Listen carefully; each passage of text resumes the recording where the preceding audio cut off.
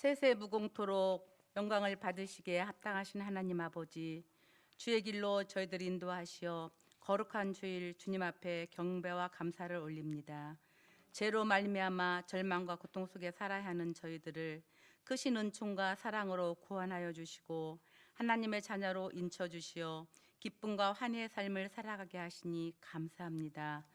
저희들이 지난 한 주간 동안 세상에 살면서 주님을 기쁘게 하지 못하고 우리의 육신을 위하여 이기적인 욕망과 많은 제약에서 살았습니다.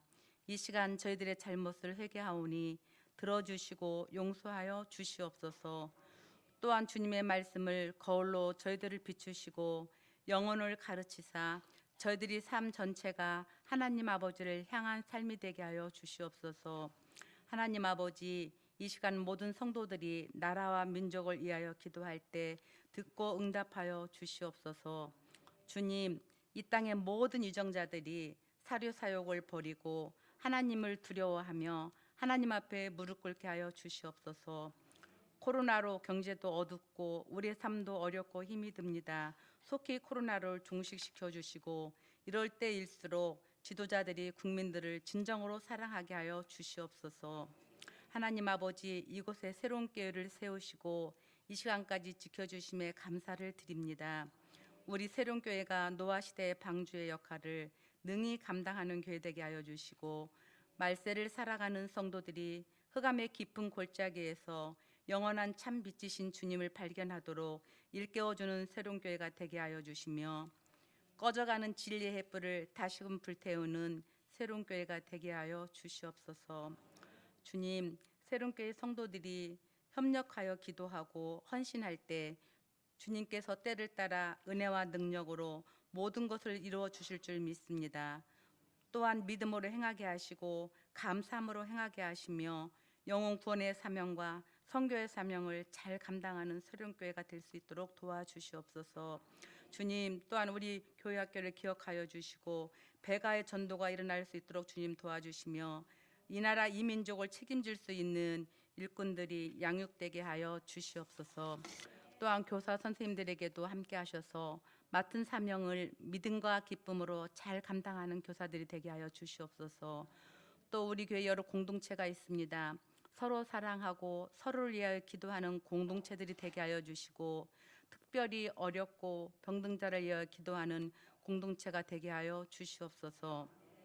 주님, 새로운 교회를 세우시고 주야로 기도하시며 애통해 하시는 주님이 들어서시는 당회장 최복림 목사님에게 성령께서 장중에 붙들어 주셔서 엘리에게 주셨던 능력을 7배나 더하여 주시고 맡겨주신 양떼들을 거느리며 인도하실 때 주님께서 그의 지팡이가 되어 주시고 이 시간 말씀을 대언하실 때 능력 있게 하시어 저희 심령들이 골수를 쪼개어 말씀이 우리 안에 온전하게 하여서 이 시간 새 힘을 얻는 귀한 시간 되게 하여 주시옵소서. 이 예배를 돕는 모든 손길 위에 성령으로 함께하여 주실 줄 믿고 우리를 죄에서 구원하여 주신 예수님의 이름으로 간절히 기도하옵나이다. 아멘.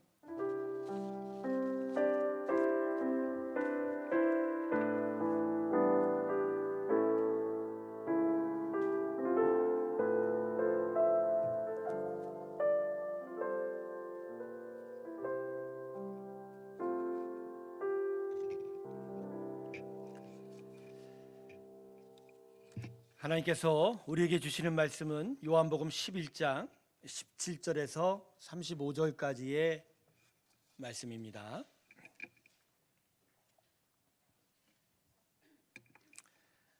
요한복음 11장입니다. 17절에서 35절 사이의 말씀입니다. 제가 17절부터 봉독하겠습니다. 예수께서 와서 보시니 나사로가 무덤에 있은지 이미 나으리라. 베다니는 예루살렘에서 가깝기가 한 오리쯤 되매 많은 유대인이 마르다와 마리아에게 그 오라비의 일로 위문하러 왔더니 마르다는 예수께서 오신다는 말을 듣고 곧 나가 맞이하되 마리아는 집에 앉았더라. 마르다가 예수께 여짜오되 주께서 여기 계셨더라면 내 오라버니가 죽지 아니하였겠나이다. 그러나 나는 이제라도 주께서 무엇이든지 하나님께 구하시는 것을 하나님이 주실 줄을 아나이다.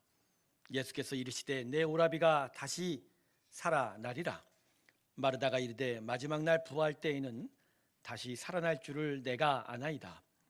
예수께서 이르시되 나는 부활이요 생명이니 나를 믿는 자는 죽어도 살겠고 무릇 살아서 나를 믿는 자는 영원히 죽지 아니하리니 이것을 내가 믿느냐. 이르되 주여 그려하여다. 주는 그리스도시요 세상에 오시는 하나님의 아들이신 줄 내가 믿나이다. 이 말을 하고 돌아가서 가만히 그 자매 마리아를 불러 말하되 선생님이 오셔서 너를 부르신다 하니 마리아가 이 말을 듣고 급히 일어나 예수께 나아가매 예수는 아직 마을로 들어오지 아니하시고 마르다가 맞이했던 곳에 그대로 계시더라.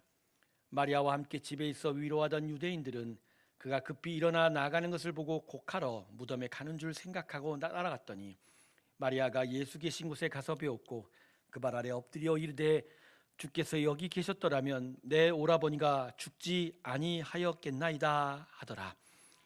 예수께서 그가 우는 것과 또 함께 온 유대인들이 우는 것을 보시고 심령에 비통히 여기사 불쌍히 여기사 이르시되 그를 어디 두었느냐. 이르시되 주여 와서 보옵소서 하니 예수께서 눈물을 흘리시더라. 아멘. 제가 요새 마음에 정말 행복함을 얻은 일이 어제 있었는데 어떤 성도님이 행복하대요. 누구로 말미암아 행복하냐 했더니 하나님으로 말미암아 행복하다. 우리 성도님 중에 그런 분이 계셔요. 할렐루야. 근데요 그 말을 들은 제가 행복해지기 시작했습니다. 할렐루야. 복음은 능력입니다. 좌우 옆분에게 이렇게 서로 고백합니다. 당신은 행복한 사람입니다. 진짜 당신은 행복한 사람입니다. 예, 저는 복음의 능력을 믿어요. 복음의 능력을. 복음이 우리 안에 들어와 이 땅에서 우리가 누릴 수 없는 참된 행복을 우리에게 공급합니다. 그 복음의 역사, 그 복음의 능력, 그것을 믿는 믿음이 우리에겐 정말 절대적이고 그것을 향하여 나아가는 것이 우리의 믿음의 삶이다. 할렐루야.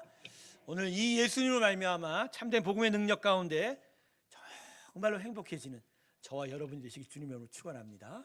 잠깐 기도할까요? 아버지, 오늘 말씀 속에서 우리에게 말씀하여 주시옵시고 하나님의 그 의미와 하나님의 그 은혜와 그 능력 가운데로 나아가는 저희가 되게 하여 주시옵소서. 예수님의 이름으로 기도드립니다. 아멘. 주님의 말씀과 행적을 기록한 이 네 권의 복음서에는 죽은 자를 살리신 예수님의 기적이 3번 기록되어 있습니다. 마가복음 5장을 보면 회당장 야이로의 딸을 살리신 일이 기록이 되어 있고, 누가복음에 보면 나인성 과부의 죽은 나인성 과부의 아들을 살리신 일이 기록이 되어 있고, 그리고 오늘 요한복음 11장에 죽은 나사로를 살리신 일이 기록되어 있습니다. 그런데 이 다른 두 사건과 달리 오늘 본문에 기록되어 있는 이 죽은 나사로가 되살려지는 이 사건은 앞뒤 전후의 그 배경과 의미가 좀 더 분명하고 구체적으로 기록이 되어 있어요. 이건 이 본문이 좀 더 많은 하나님의 은혜와 그 의미를 담고 있다라는 그런 의미입니다. 그래서 오늘 좀 더 여기를 좀 더 분명하게 좀 구체적으로 살펴보려고 합니다. 자, 오늘 본문을 보면요, 이 죽은 나사로의 두 누이인 마르다와 마리아가 이전부터 예수님과 아주 깊은 관계였다는 것을 짐작해 볼 수 있습니다. 나사로가 오빠고요, 여동생이 마르다, 마리아입니다. 이 세 남매가 살던 곳이 예루살렘에서 2km 정도 남쪽으로 떨어진 베다니에 있었습니다. 베다니에 이들이 살고 있었는데 베다니가 일종의 위성타운이었어요. 배드타운이라고 그러죠. 그래서 예루살렘에 살지 못하는 자들이 베다니에 살아서 베다니에서 예루살렘 왔다 갔다 하면서 그들의 삶을 운영했던 그런 모습이 성경에 몇 번 많은 부분에서 기록이 되어 있거든요. 그런데 중요한 건 예수님께서 예루살렘의 성전을 방문하실 때에 워낙 베다니에 살고 있던 이 세 남매가 예루살렘과 가깝다 보니까 어느 한 시점에 예수님을 만나게 되었고, 그리고 예수님의 복음에 이끌려서 예수님과 되게 친밀해지기 시작했다는 것이죠. 그리고 예수님이 계속 거듭하여 성전과 예루살렘을 방문하면서 베다니가 워낙 가깝다 보니까 이 나사로의 집에 유숙하는 경우가 많았던 것 같아요. 그래서 그 집에서 함께 머물며 천국 복음을 선포하고 그 복음 안에서 이 세 남매를 격려하고 위로했던 그 예수님의 따뜻한 사랑의 나눔이 이들 사이에 일어나게 되니까, 그러니까 이들의 관계가 뭐 깊은 인간의 관계를 뛰어넘어 스승과 제자의 관계를 뛰어넘어서 신앙의 관계였을 것이라고 짐작이 가능합니다. 오늘 사실 본문에 이 마르다와 마리아의 입을 통해서 예수님이 하나님의 아들이시라는 고백들이 기록이 되어 있는데, 이건 이 순간에만 기록이 된 게 아니라 이전부터 이들이 하나님께 믿음을 고백해 왔다라는 것을 의미하고 있죠. 정리하면 나사로가 아프기 전부터 예수님과 이 세 남마의 관계는 신앙적인 관계였다는 것이죠. 그런데 갑자기 나사로가 죽을 병에 들어 목숨이 위태롭게 되었습니다. 마침 예수님께서는 요단강 근처에서 천국 복음을 선포하고 있었고, 이 소식을 들은 마르다와 마리아가 마음이 급하여 예수님께 급하게 와 주시기를 부탁하게 되는 거죠. 예수님의 전능하신 능력이라면, 또 자신들이 고백 그대로 예수님을 믿은 그 믿음 안에서 예수님만 오신다면 죽어가던 나의 오빠가 되살아날 수 있을 것이다, 그렇게 생각했던 것이죠. 하지만 예수님께서 어떻게 하셨죠? 급히 와달라라는 마르다와 마리아의 요청을 듣지 않아 주셨어요. 즉시로 나사로에게 가지 않으셨어요. 나사로에게 가지 않으셨어요. 그 이유를 오늘 본문 이전절인 요한복음 11장 4절에 이렇게 기록되어 있습니다. 제가 읽어드릴게요. 이 병은 죽을 병이 아니라 하나님의 영광을 위함이요 하나님의 아들이 이로 말미암아 영광을 받게 하려 함이라. 할렐루야. 즉 하나님의 영광 때문에 나사로가 아프고 또 죽게 될 거라는 거예요. 그러니까 예수님은 이 소식을 듣고 나서 하나님께 기도한즉 이 일은 하나님의 전권적인 역사 안에 있음을 깨닫고, 그래서 나사로의 죽음을 기다리신 거예요. 그러니까 일부러 기다린 게 아니라 성부 하나님이 펼쳐질 그 역사를 그저 기다리며 순종하면서 그 시점을 바라보게 되었다는 것이죠. 자, 그렇다면 예수님이 나사로의 죽음과 다시 살아남을 통해서 이루시려는 하나님의 영광은 무엇일까요? 여러분, 하나님의 영광이 무엇이라고 생각하죠? 여러분, 혹시 나사로의 죽음을 통해서 하나님의 영광이 나타나는 것을 우리가 생각해 볼 때, 하나님이 이 죽은 나사로를 다시 살리시는 것이 이게 영광이구나, 그런 생각을 하셨을지 모르겠지만, 죽은 나사로가 다시 살아난 건 하나님의 역사지 하나님의 영광은 아니에요. 물론 하나님의 전능하심이 그 속에 있기 때문에 하나님의 영광의 빛이 드러나긴 하겠지만, 진짜 하나님의 영광이 드러나는 일은 나사로가 다시 살아남으로 인하여 마르다와 마리아에게 나타난 믿음의 도전입니다. 할렐루야. 하나님이요, 우리 가운데 당신의 영광을 나타내는 것이요, 우리를 살리고 우리를 복되게 하는 것으로 나타나는 건 아니에요. 그건 하나님의 은혜요, 하나님의 영광입니다. 그 일을 통하여 우리 안에 믿음이 자라고 믿음으로 하나님의 영광의 일들을 해 나아가는 그 일이 바로 하나님의 영광입니다. 할렐루야. 특별히 예수의 은혜 안에, 예수의 생명 안에서 새로운 삶의 모습으로 힘껏 자라고 또 나아가는 그 일이 바로 하나님의 영광된 일이라는 거죠. 아담의 타락으로 아담에게서 없어진 게 뭐죠? 아담이 하나님만을 통해서, 하나님으로 인하여 온 세상에 하나님의 영광을 드러내는 일들이 없어져 버린 거예요. 그래서 죄를 용서하시고 십자가의 은혜로 아담의 후손들에게 구원의 은혜를 베푸시고, 거기서 다시 아담과 같이 하나님의 이름을 높이는 일들이 나타나게 하시는 것이 바로 하나님이 지금 우리 세상에 주신 영광이 되는 것입니다. 할렐루야. 그래서 여러분, 하나님 당신의 영광을 주시옵소서 이렇게 기도하는 거 제대로 하셔야 돼요. 그건 은혜 달라는 얘기가 아니라 하나님의 은혜가 내 안에 있어서 내가 완전히 하나님의 놀라운 일들을 행하게 된다는 것입니다. 할렐루야. 할렐루야. 하나님의 영광이 여러분 가운데 나타나기 주님의 이름으로 축원합니다. 단순하게 은혜를 얻고 하나님의 구원을 요청하는 정도를 지나서 그분의 은혜 위에 이제껏 살았던 옛 삶이 무너지고 하나님을 인하여, 하나님으로 인하여 기뻐하는 그 놀라운 일들이 나타나는 게 바로 하나님의 영광이다. 제가 그래서 오늘 이 본문에 이제부터 살펴볼 것은 이 하나님의 영광이 드러나는 과정 속에서 흔들려버린 마르다와 마리아의 그 고백을 살펴보고 그것이 어떻게 세워져 가는지를 좀 살펴보려고 합니다. 예수님께서는 나사로가 이급하다는 소식을 받으시고도 들으시고도 늦게 길을 떠나기 시작하셨습니다.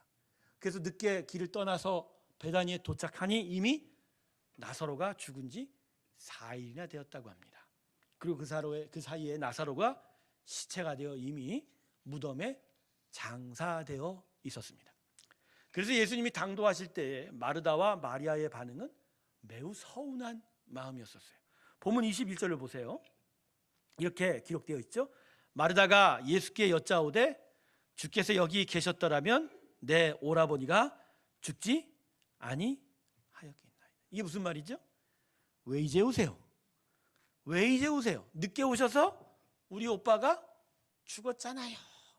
지금 예수님을 향해서 마르다와 마리아 남매의 어떤 서운함이 폭발해버린 거죠. 마음 가득 예수님을 믿었는데 예수님이 오지 않아서 마치 나사로가 죽은 것처럼 그 서운한 마음이 가득한 거죠. 그런데 이 서운한 마음을 품었던 마르다와 마리아에게 주님께서 어떠한 모습을 보이시죠? 자, 본문 23절을 보십시오. 이렇게 말씀합니다. 예수께서 이르시되 내 오라비가 다시 살아나리라. 자, 이 말이 무슨 말이죠? 서운한 마음을 가득한 마르다와 마리아에게 그냥 직진으로 돌직구를 딱 날려버린 거예요. 뭐라고 그래요? 나사로가 다시 살 거야 이렇게 얘기한 거예요. 예수님이 지금 아주 급한 거예요.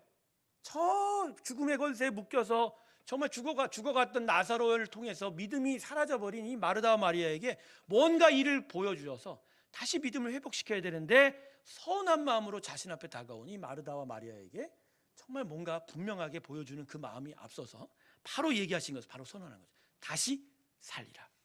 그런데 마르다가 어떻게 반응하죠? 본문 24절 보십시오. 자, 마르다가 이르되 마지막 날 부활 때에는 다시 살아날 줄을 내가. 여러분, 이 말이 무슨 말이죠? 잘 생각하세요.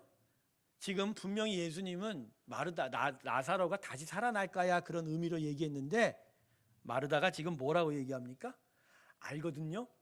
죽음 이후에 몸의 부활이 있는 거 알거든요. 계속 예수님이 나한테 가르쳐 주신 거 아니야? 그건 알거든요. 근데 우리가 지금 그런 거 그게 아니고 지금 당장 살아나야 되는데 예수님 늦게 오셔갖고 죽었잖아요. 이거예요. 그러니까 24절 말씀을 여러분 보면 이게 믿음의 고백인 것으로 들리지만 실제로 마르다가 지금 믿음의 고백이 무너진 거예요. 무너진 거예요. 지금 오빠 죽은 것 때문에 마음에 서운함만 가득해서 예수님으로 말미암아 생명의 역사가 있을 것에 대한 이전의 신앙 고백이 없어져 버린 거예요. 그러자 주님께서 마르다에게 다시 말씀하십니다. 그 유명한 말씀입니다. 25절 26절 우리 같이 연이어서 같이 있습니다. 시작. 예수께서 이르시되 나는 부활이요 생명이니 나를 믿는 자는 죽어도 살겠고 무릇 살아서 나를 믿는 자는 영원히 죽지 아니하리니 이것을 내가 믿는. 아멘. 이거예요. 그래, 몸의 부활도 내가 가르쳐줬지만 나를 믿는 자는 죽어도 살겠지만 하나 더 붙이죠. 무릇 살아서 나를 믿는 자는 영원히 죽지 아니하리라. 할렐루야. 마르다와 마리아에게 정생을 하시고 분명하게 선포하신 거예요. 나는 생명을 살릴 권능이 있다. 성부 하나님 안에 바로 하나님의 아들인 메시아인 내가 그 능력 가운데 있다. 이렇게 선언하신 것이죠. 결국 책망을 하신 거예요. 이전에 너희에게 있었던 마르다 마리아 너희에게 있었던 신앙 고백이 어디 있냐는 거죠. 나를 하나님의 아들이라 고백했던 그 고백이 어디 있느냐. 서운해 마라. 나를 믿어라. 나에 대한 신앙 고백을 잊지 말아라. 그러면 내가 너희 안에 함께하여 이 모든 일을 이루리라. 할렐루야. 여러분, 신앙 고백이 무엇이죠? 신앙 고백이 무엇이죠? 여러분, 신앙 고백이라는 건요, 하나님이 이런 분이십니다라는 진술이 아니에요. 신앙 고백의 의미는 하나님이 이런 분이기 때문에 내가 앞으로 이렇게 살겠습니다가 신앙 고백입니다. 할렐루야. 즉 지식이 아니고 교리가 아니라 나의 의지적 앞으로의 신앙의 행동에 대한 약속이 뭐라고요? 신앙 고백. 이전에 마르다와 마리아가 예수님이 하나님 아들 되심을 믿었고 신앙 고백을 했다면 어떠한 일이 있어도 어떠한 아픔이 와도 그 앞에서 하나님에 대한 자신의 믿음을 잃지 말았어야 되는 거예요. 오빠가 죽어가도 예수님이면 죽어도 다시 살릴 거야. 예수님이면 이 모든 것 중에 가장 선한 것으로 우리와 함께 하실 거야. 이게 신앙 고백이죠. 그런데 오빠가 죽은 것이 너무 크게 다가오니까 그들의 눈에는 오빠만 죽은 나사로의 모습만 들어오지 온 생명을 다시 살리실 예수의 전능하신 그 모습이 그들의 눈에 들어오지를 않은 거예요. 그러니 예수님이 눈물을 흘리실 수밖에 없었죠. 오늘 본문 35절을 보세요. 마지막 절. 예수께서 눈물을 흘리시더라. 예수님의 눈물을 흘리셨다는 기록이요, 성경에 그렇게 많지가 않아요. 근데 저는 대표적인 그 기록이 이 나사로의 사건에 붙어있는 이 35절입니다. 여러분, 예수님 왜 우셨을까요? 나사로 죽은 게 슬퍼서? 애통해서 운 거예요. 애통해서. 지금 하나님의 아들이신 예수가, 그 생명의 근원 되신 예수가 앞에 있음에도 여전히 죽음의 권세에 눌려 온전한 하나님을 바라보지 못하는 그 인류의 인생들의, 사람들의 그 연약함과 어리석음에 대하여 마음 아파하면서 흘리신 바로 성부 하나님의 눈물, 그 아픔이 바로 이 예수의 눈물이신 거죠. 결국 오늘 본문의 결론이 어떻게 됐죠? 결말이 주님 말씀 한마디에 나사로가 다시 살아났습니다. 주님께서 무덤 앞에 서서 뭐라고 그러셨죠? 나사로야 나오라. 나사로스 come out, 나오라 그랬어요. 그랬더니 무덤에서 그죠? 붕대도 채 푸르지 못한 나사로가 걸어 나오지 않았습니까? 할렐루야. 근데 이건요, 죽었던 나사로가 다시 살아나는 것에 지나지 않습니다. 드디어 예수님의 입을 통해서 하나님께서 말씀하신 하나님의 영광의 역사가 시작된 거라는, 즉 이 사건을 통해서 이 본문을 읽은 우리에게나 그 본문 속에 있는 마르다와 마리아에게 하나님의 영광의 일들이 시작되기 시작한 거죠. 첫 번째는 예수님이 사망 권세를 깨뜨리신 거예요. 물론 십자가에서 완전한 사망 권세를 깨뜨린 역사가 있었지만 이때부터 이미 죽음 권세는 예수님에게 상대가 되지 않습니다. 말 한마디면 죽음을 이기고 죽은 자도 다시 살아납니다. 할렐루야. 그래서 죽은 나사로에게 하나님의 영광이 임하죠. 두 번째는 이 사건을 본 마르다와 마리아의 신앙의 고백이 다시 회복이 된 거예요. 이전에 자신들이 고백했던 그 신앙, 그 고백, 예수님이 전능하신 하나님의 아들인 고백이 다시 그들 안에 세워지기 시작한 것이죠. 그런데 가장 중요한 하나님의 영광이 남아있어요. 마르다와 마리아에게 흔들렸던 그 신앙 고백이 다시 세워지면서 놀라운 사건 하나가 뒤를 잇게 됩니다. 오늘 본문이 요한복음 11장이죠. 이제 이어지는 요한복음 12장, 그 첫 번째 사건이 뭐죠? 마리아가 값비싼 향유를 가지고 와서 예수님의 발 위에 붓고 그의 머리로 무릎 꿇어 그 발을 닦아준 극진한 섬김의 일이 나타났던 거예요. 여러분, 이건 믿음의 도전이 마리아의 인생 가운데 나타나게 된 거예요. 하나님의 영광, 그 생명의 역사가 들어가자 그 복음의 일이 마리아의 인생 속에 이제 하나님을 위해서 살아가는 믿음의 귀한 역사로 나타난 그 분명한 증거가 된 거죠. 마리아가 예수님의 발 위에 부은 향유가 얼마나 비싼 것인 줄 아십니까? 성경 기록으로는 300데나리온이라고 합니다. 당시에 하루 노동자의 일당이 한 데나리온이었어요. 그러니까 1년 동안 꼬박 일하고 아무것도 쓰지 않고 모은 돈의 가치가 바로 이 향유 옥합인 거예요. 근데 마리아가 그걸 어떻게 했어요? 단박에 깨트려 버렸어요. 예수님의 그 발 위에 부어버렸다. 이거요, 쉽지 않은 일이죠. 거기다가 마리아가 어떻게 했죠? 무릎을 꿇고 수건도 아닌 자기의 왕을 섬기는 아주 하찮은 종이 섬긴 그 극진한 섬김의 모습을 예수님 앞에 보여준 거예요. 이건 예수님을 전적으로 신뢰하지 않고서는 이루어질 수 없는 일이 나타난 거예요. 즉 예수님에 대한 온전한 신뢰가 회복이 되자 마리아의 인생 속에 예수님께 온전한 자신의 인생을 드리는 믿음의 역사, 믿음의 도전이 나타나게 된 거죠. 할렐루야. 여러분, 복음이 우리 안에 들어오면 이렇게 돼요. 예수의 복음은 그저 우리가 착하게 살고 그저 죽음 이후에 우리가 천국을 갈 수 있는 그런 소망 정도만 주는 게 아니에요. 예수의 복음은 그런 싸구려가 아니에요. 같이 낮은 게 아니에요.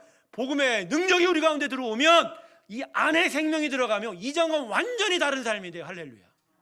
옛적 사람들이 물러가요. 가치와 모든 판단, 모든 세계관들이 깨져버려요. 그리고 완전히 하나님만으로 살아가는 인생의 고백들이 나타나기 시작해요. 그래서 이전엔 자기 자신을 위해 살았어요. 세상을 위해 살았지만 이제는 그의 인생 가운데 누구를 위해 삽니까?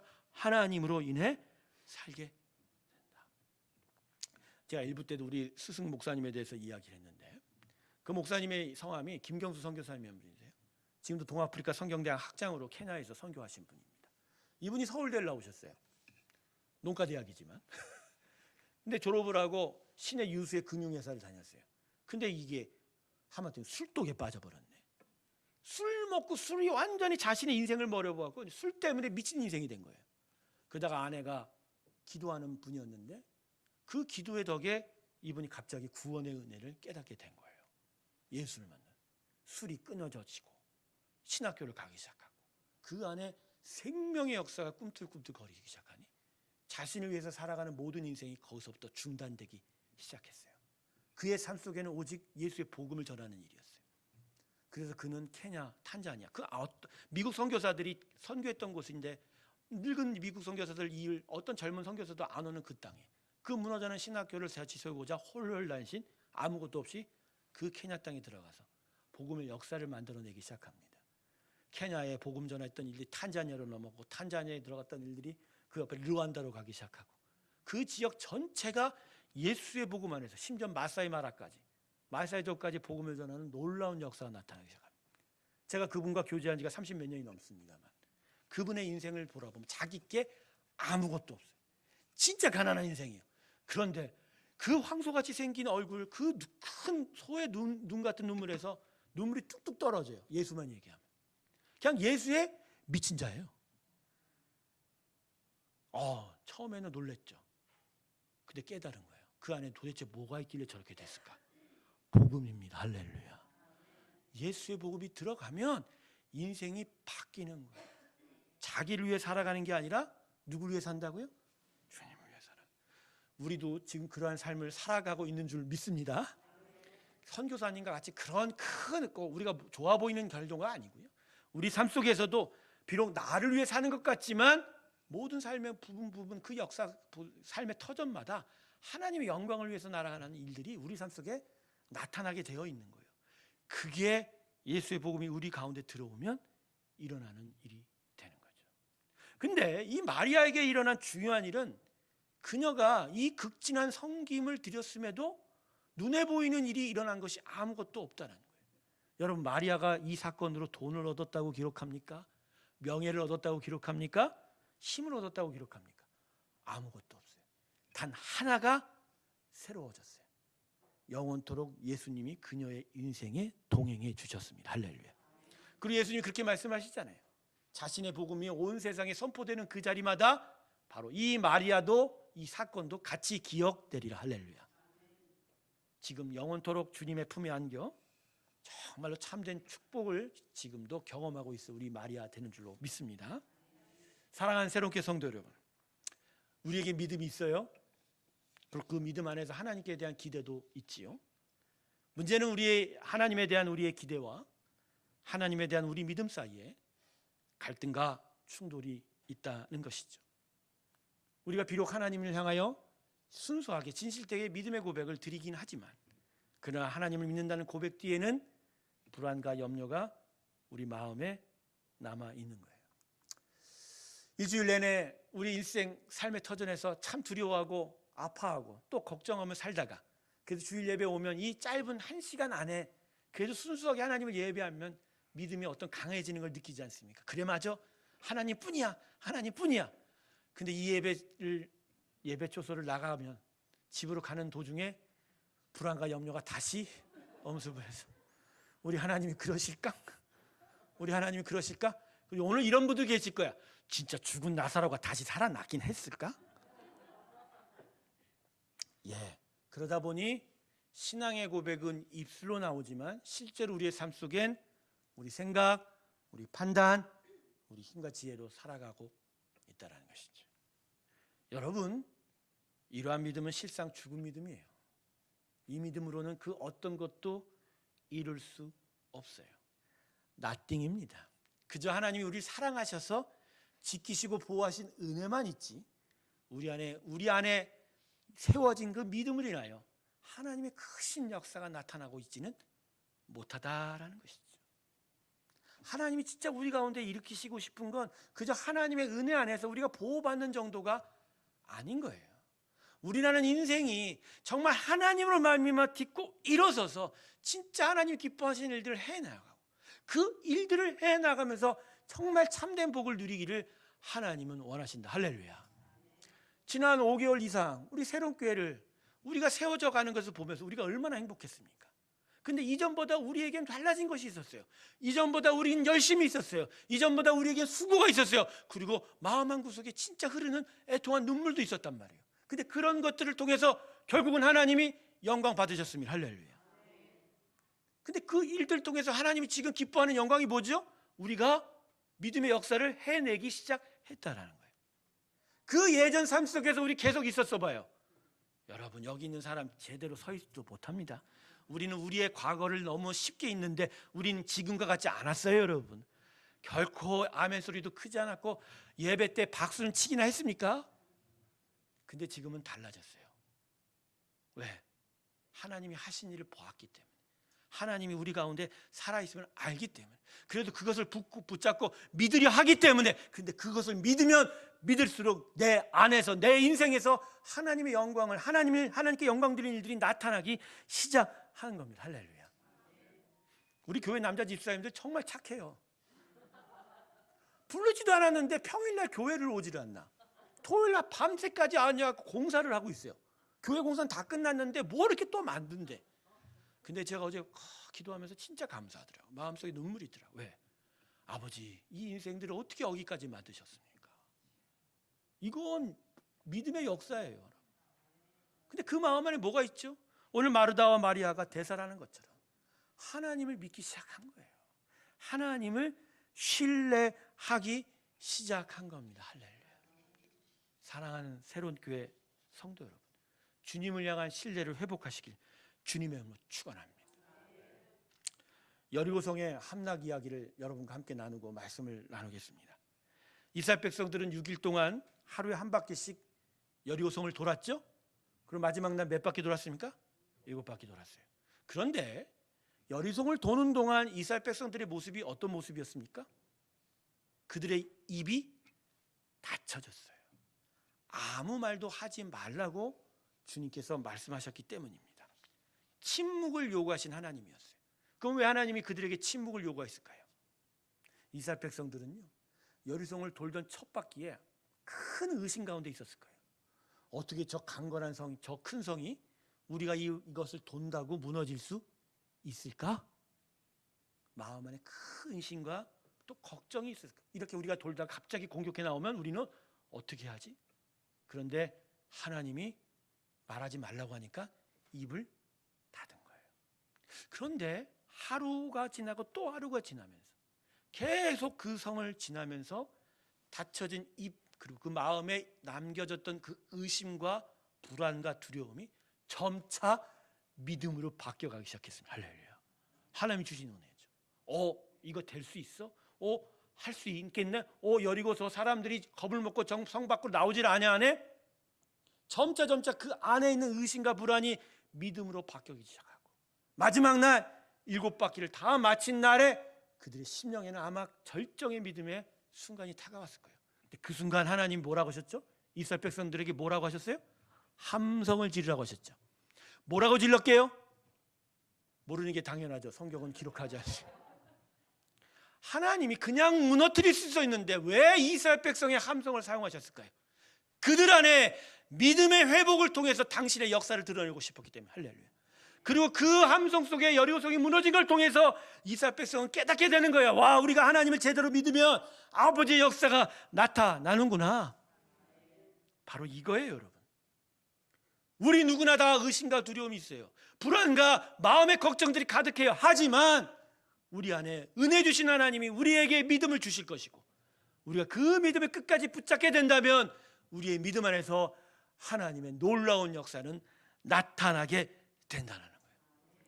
제가 요새 새로운 교회를 통해서 계속 품는 기도 제목은 단 한 가지예요. 믿음입니다. 믿음이에요. 할렐루야. 우리 성도들이 믿음의 귀한 강성함 가운데 있기를 주님의 이름으로 축원합니다. 저는 새로운 교회 크게 되기 원치 않아요. 크게 되면 뭐합니까? 연약해지면 안 되는데. 새로운 교회는 강해질지어다. 성도들은 강해질지어다. 그 믿음의 강함의 역사로 하나님의 영광의 일들이 나타나야 되는 거예요. 그래서 연약하고 비실비실거리고 세상의 조롱을 받는 그런 비난을 받는 성도들이 아니에요.